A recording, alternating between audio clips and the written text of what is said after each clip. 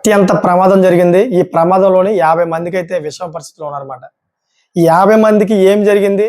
ఎక్కడ జరిగింది మన ఆంధ్రప్రదేశ్‌లోని? అనే విషయాలు పూర్తిగా మీకు చెప్తాను. ఈ విషయాలు వింటుంటే మీరు 100% మీరు తగు జాగ్రత్తలు తీసుకుంటారు. ఎందుకంటే ఈ మధ్య కాలంలో బాగా ఎక్కువైపోయాయి. అందుకే ప్రతి ఒక్కరు కూడా జాగ్రత్త పడతారు.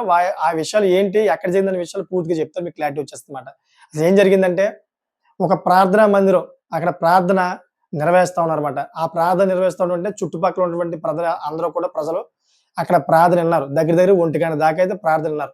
అక్కడ ప్రవచనాలన్నీ చెప్పారు. అంతవరకు బాగానే ఉందన్నమాట. సో, ఆ ప్రవచనాలన్నీ ప్రార్థనలు అయిపోయిన తర్వాత వాళ్ళు భోజనాలు ఏర్పాటు చేశారన్నమాట. భోజనాలు ఏర్పాటు చేస్తే మొత్తం అక్కడ ఉన్నటువంటి ఊరందరూ కూడాను భోజనాలు తిన్నారు. భోజనాలు తింటే అది ఎన్ని గంటలకి? రాత్రి 1:30 ఆ టయానికి మాట. 1 తర్వాతే మాట. అప్పుడు దాకా ఎవరికీ భోజనాలు పెట్టలేదంట. అది కూడా భోజనం ఏంటంటే చికెన్ బిర్యానీ. చక్కగా చికెన్ బిర్యానీ అన్నీ అరేంజ్ చేసి ప్రార్థన అయిన తర్వాత ఈ కార్యక్రమం ఏదో పూజా కార్యక్రమం అంటాం కదా! సో, ఇదంతా అయిపోయిన తర్వాత ఈ చికెన్ బిర్యానీ తిన్నారంట. కొంతమంది పాపం దాన్ని దాచుకొని తెల్లవారుజామున కూడా తిన్నారంట. ఇలా తిన్న వాళ్ళలోని దగ్గర దగ్గరగా 51 మందికి తీవ్రమైన అస్వస్థతకు గురయ్యారు. వాళ్ళ పరిస్థితి చాలా విషమంగా అనిపించి మొత్తం వాళ్ళందరూ కూడా హాస్పిటల్‌కెళ్లారు. ఒకేసారి హాస్పిటల్‌కెళ్ళడంతోటి మొత్తం ఈ మ్యాటర్ అంతా కూడా జిల్లా కలెక్టర్ దాకెళ్ళింది. జిల్లా కలెక్టర్ కూడా గుట్టగుట్టున పరిగెత్తుకొనొచ్చాడు. అసలు ఏం జరిగింది? ఏమైందని చెప్పేసి మొత్తం ఆరా తీస్తే రాత్రి ప్రార్థన జరిగింది. ప్రార్థన జరిగినప్పుడు మాకు చికెన్ బిర్యానీ చేశారు. భోజనాలు ఏర్పాటు చేశారు. అది కూడా 1 సమయంలో మాకు పెట్టడంతోటి అప్పుడు తిన్నాం మేము. తెల్లారేసరికి మేమందరం కూడా విపరీతమైన కడుపు నొప్పి, విపరీతమైన విరేచనాలు చాలా పరిస్థితి విషమంగా అనిపించి మాకు అందరం కూడాను హాస్పిటల్‌కెళ్ళామని కొంతమంది బాధితులు చెప్పారన్నమాట. ఎమ్మటనే ఇంకా కలెక్టర్ ఏం చేశారంటే, ఇలా కాదు దీన్ని ఇక్కడే సమీక్షించాలి. ఇంకెవరెవరికి ఇలా ఉందని చెప్పేసి దగ్గర దగ్గర 51 మందిని అదే ఊరిలోని అక్కడే ఎవరైతే ఆరోగ్య కేంద్రం ఉందో ఆరోగ్య కేంద్రం వాళ్ళకి చెప్పి హెల్త్ డిపార్ట్‌మెంట్ వాళ్ళకి అక్కడే ఇంకా ఆ ఊరిలోనే ఏదైతే హెల్త్ సెంటర్ అంతా క్రియేట్ చేసి వాళ్ళందరూ కూడా అక్కడే సెలైన్‌లు, ట్రీట్‌మెంట్ అన్నీ కూడా అక్కడే ఏర్పాటు చేసి వాళ్ళందరూ కూడా కాపాడాడన్నమాట. ఎవరైతే ఈ జిల్లా కలెక్టర్. ఈ జిల్లా కలెక్టర్ ఎవరంటే గుంటూరు కలెక్టర్ మాట. సో, ఇదంతా జరిగింది గుంటూరులో జరిగింది. ఈ గుంటూరులోని ఏదైతే ప్రార్థన మందిరం ఏదైతే ఉందో అక్కడ ప్రార్థన నిర్వహించుకున్నారో అక్కడి దాకా బాగానే ఉంది. సో, 1 తిన్నటువంటి ఏదైతే బిర్యానీ ఉందో చికెన్ బిర్యానీ, ఈ చికెన్ బిర్యానీ మీద మొత్తం అంతా అనుమానం ఉందన్నమాట. ఈ చికెన్ బిర్యానీలో ఏం కలిపారు? అసలు చికెన్ బిర్యానీ ఎక్కడిది? ఈ చికెన్ ఎక్కడి నుంచి తెచ్చారు? అసలు చికెన్ తాజాదా? కాదా? అనే విషయం మీద ఇప్పుడు పోలీసులు ఎంక్వైరీ చేస్తా ఉన్నారు. కలెక్టర్ గారైతే ఇమ్మీడియేట్‌గా దాని మీద ఎంక్వైరీ స్టార్ట్ చేయమన్నారు. అసలు ఏంటి ఇంతమందికి అస్వస్థతకు గురవ్వడం ఏంటి? అసలు ఎలాగా ఈళ్ళు తిన్నారు? ఎక్కడి నుంచి తెచ్చారు? వీళ్ళకి అసలు పర్మిషన్ ఎవరిచ్చారు? అనే విధంగా అయితే ఏ టు జెడ్ ప్రతిది కూడా ఎంక్వైరీ చేస్తా ఉన్నారు. సో, ఈ మధ్య కాలంలోని ఇటువంటి ఫుడ్ పాయిజన్స్ ఎక్కువవుతా ఉన్నాయి. దయచేసి మీరందరూ కూడా గమనించాలి. అటు చూసుకుంటే పశ్చిమ గోదావరి జిల్లాలో కూడాను ఒక వ్యక్తి చేసిన పనికి ఆ ఊర్లో దగ్గర దగ్గర 10 మందికి విషమ పరిస్థితి ఏర్పడిందన్నమాట. ఎందుకంటే ఆ వ్యక్తి వల్ల. ఆ వ్యక్తిని చేసిన పని ఇప్పుడు నేను చెప్తే గనక షాక్ గురవుతారు మీరు. ఇంకెప్పుడు కూడా ఎవరు ఇచ్చింది తినరు మీరు. ఎందుకంటే చుట్టూ పక్క వ్యక్తులు ఎందుకంటే వాళ్ళ ఇల్లు పక్కన ఉన్నటువంటి ఎవరైతే పక్కన ఇల్లులు ఉన్నాయో వాళ్ళందరికీ ఇచ్చాడన్నమాట తినమని. ఏదైతే బజ్జీలు, పునుగులు ఉంటాయి కదా! ఆ పునుగులు వేసి అందరికి పంచిపెట్టమన్నాడు వాళ్ళ భార్యని. అలాగే పంచిపెట్టింది. అందరూ తిన్నారు. దగ్గర దగ్గర 20 మంది దాకా అస్వస్థతకు గురయ్యారన్నమాట విపరీతంగా. వాళ్ళ యొక్క పల్స్ రేట్ అంతా పడిపోతుంటే ఇంకా ఇమ్మీడియేట్‌గా చేయలేని పరిస్థితిలోనే భీమవరం హాస్పిటల్‌కి తీసుకెళ్లారు. సో, ఇదంతటికి కారణం ఏంటంటే అతను ఏదైతే రైలు చెరువు ఉందో రైలు చెరువు దగ్గర ఏదో ఒక కెమికల్ ఉందంటమాట. అది రైలు చెరువులో కొడతారంట అది. అది ఎలా ఉంటదంటే మైదాలా ఉంటదన్నమాట. చూడడానికి సేమ్ మైదాలా ఉంటది. అది స్మెల్ రాదుమాట అది.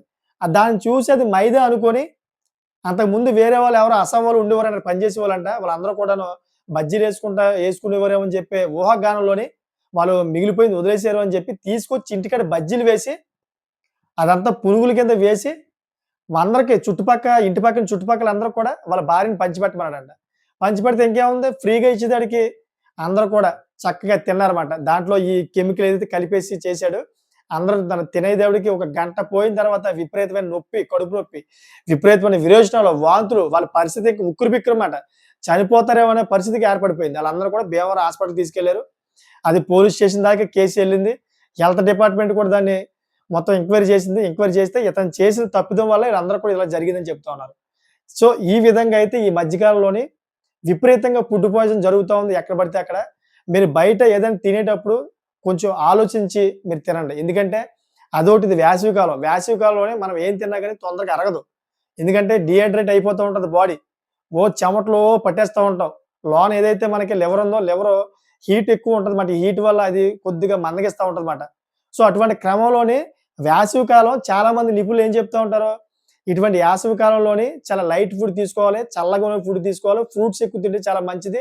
ఇటువంటి సలహాలు ఇస్తా ఉంటారన్నమాట. కానీ ఇప్పుడు జరుగుతున్నటువంటి పరిణామాలేంటి, చాలామంది బయటికెళ్ళి బిర్యానీలు తినడం, బజ్జీలు తినడం, వాళ్ళ ఇష్టం వచ్చింది తింటూనే ఉన్నారన్నమాట. ఫుడ్ పాయిజన్ అవ్వదా మరి? సో ఇప్పుడు ఈ గుంటూరులో జరుగుతున్నటువంటి ఏదైతే విషాదం ఉందో, దీని మీద అయితే హెల్త్ డిపార్ట్మెంట్ సీరియస్‌గా అయితే ఆ నమూనాలన్నీ కూడా తీసుకెళ్ళింది. ఈ బిర్యానీ ఏదైతే ఉందో అదంతా తీసుకెళ్ళింది. ఆ చికెన్ కూడా తీసుకెళ్ళింది. దాంట్లో ఏమైనా కెమికల్ ఏదైనా దాంట్లో కలిసిందా? లేపోతే ఈ చికెన్ ఏదైనా నిల్వ తీసుకొచ్చేసి ఈ బిర్యానీ చేశారా అనే విధం మీద అయితే మొత్తం అంతా కూడా ఎంక్వైరీ చేస్తా ఉన్నారు. సో ఇక్కడ ఎవరో కూడా కావాలని చేసిందని నేను చెప్పట్లేదు. అసలు ఏ విధంగా జరిగింది అనే దాని మీద అయితే ఎంక్వైరీ చేస్తా ఉన్నారో, ఆ ఎంక్వైరీ బయట పడతదన్నమాట. బయటపడి ఈ 51 మందికి ఎవరైతే తీవ్రంగా అస్వస్థతకు గురయ్యారో వాళ్ళందరికీ కారణం తెలుస్తది. 2 రోజులు తెలిసిపోద్ది. ఎందుకంటే పశ్చిమ గోదావరి జిల్లాలో కూడా అలాగే జరిగింది. హెల్త్ డిపార్ట్మెంట్ అయన్నీ కూడాను శాంపిల్స్ తీసుకెళ్ళి అంతా కూడా పరీక్షిస్తే, అతను కూడా బాగా విచారిస్తే పోలీసులు ఇదంతా కూడా బయటపడిందన్నమాట. నేనే తీసుకొచ్చానండి పలానా రైలు చెరువులో నేను పనిచేస్తాను. అంతకుముందు వేరే అస్సాం వాళ్ళు ఉండేవారు. అక్కడ మిగిలిపోయింది ఒక పిండిలా ఉంటే అది నేను మైదా పిండి అనుకుని తీసుకొచ్చి బజ్జీలేసి అందరికి ఇచ్చానని చెప్పి చెప్పాడన్నమాట. చూడండి ఒకసారి ఎంత తింగరతనం కాకపోతే. అతను తీసుకొచ్చి బజ్జీలు చేయడం, అతని భార్య అందరికి పంచిపెట్టడం, వాళ్ళు తినడం. కనీసం ఆ బజ్జీలు దేనితో తయారు చేశారు? స్మెల్ ఏంటి? ఇంకేం చూడలేదు తినేసారన్నమాట ఇచ్చేదాడికి. సో ఈ విధంగా జరుగుతా ఉన్నాయన్నమాట. అస్వస్థతకు గురవుతా ఉన్నారు. ఫుడ్ పాయిజన్ అవుతా ఉంది. రీసెంట్‌లీగా ముంబైలో కూడా ఒక పుచ్చకాయ తిని మొత్తం కుటుంబం అంతా చనిపోయింది. ఛత్తీస్‌గఢ్‌లో కూడా ఒక పుచ్చకాయ తిని నలుగురు బాలురు పాపం అస్వస్థతకు గురయ్యారు. దాంట్లో ఒక బాలుడు చనిపోయాడన్నమాట. ఎందుకంటే ఇదంతా కూడా ఫుడ్ పాయిజన్ జరుగుతా ఉంది. నిలవ ఎక్కువ ఉన్న పదార్థాలు తినడం వల్ల అయితే ఇయన్నీ జరుగుతా ఉన్నాయన్నమాట. ఛత్తీస్‌గఢ్‌లో తేలింది కూడా ఎంక్వైరీలో ఏంటంటే, ఏదైతే పుచ్చకాయ ఉందో పొద్దున కోసిన పుచ్చకాయ సాయంత్రం 8:30 అంటే నైట్ భోజనం చేసిన 8:30కే తిన్నారంట. దాన్ని అలా కోసేసి అలా పక్కన పెట్టేసారంట. దానికి కనీసం దాని మీద కప్పడం గాని, లేదా ఏదైనా ఫ్రిడ్జ్‌లో పెట్టడం గాని ఏమి చేయలేదంటారు. ఎప్పుడైతే అలా వదిలేసారో దాని మీద బాక్టీరియా ఏర్పడి అది ఫుడ్ పాయిజన్ కింద అయిందని చెప్పేసి డాక్టర్లు చెప్తా ఉన్నారు. ఇంకా మన మహారాష్ట్ర ఏదైతే ముంబైలో జరిగిందో పుచ్చకాయ తిని మొత్తం కుటుంబం అంతా చనిపోయిందో దాని గురించి కూడా రిపోర్ట్స్ వచ్చాయి. ఆ పుచ్చకాయ మీద ఏదైతే పాస్పెట్ మందు ఉందో, పాస్పెట్ మందు అంటే ఎలకల మందు మాట.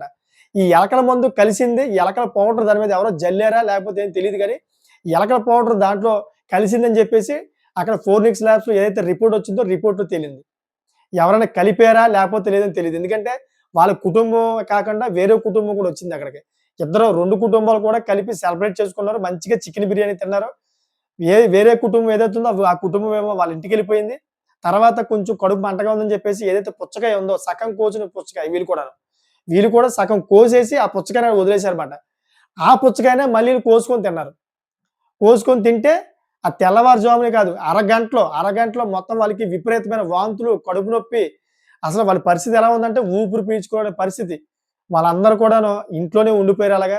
వాళ్ళ డాక్టర్‌కి ఎవరైతే ఫ్యామిలీ డాక్టర్ ఉన్నారో ఫ్యామిలీ డాక్టర్‌కి ఫోన్ చేస్తే వచ్చి చూసాడు. ఏమీ లేదు ఫుడ్ పాయిజన్ అయింది అంటుంటది. మీకు పొద్దున కల్లా క్లియర్ అయిపోద్దని చెప్పేసి ఎళ్ళిపోయాడు. కానీ పొద్దున కల్లా చూస్తే గనక ఇద్దరు పిల్లలు చనిపోయారు. ఎదిగొచ్చిన పిల్లలు ఒక్కొక్కళ్ళకి 15 సంవత్సరాలు, 12 సంవత్సరాలు.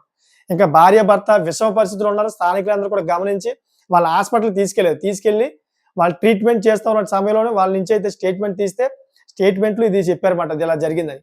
సో లాస్ట్‌కి వాళ్ళు కూడా చనిపోయారు. అదంతటికి కారణం ఫోరెన్సిక్ ల్యాబ్‌లో బయటపడిన రిపోర్ట్ ఏంటంటే, ఆ పుచ్చకాయ మీద ఎలకల మందు కలిసిందని.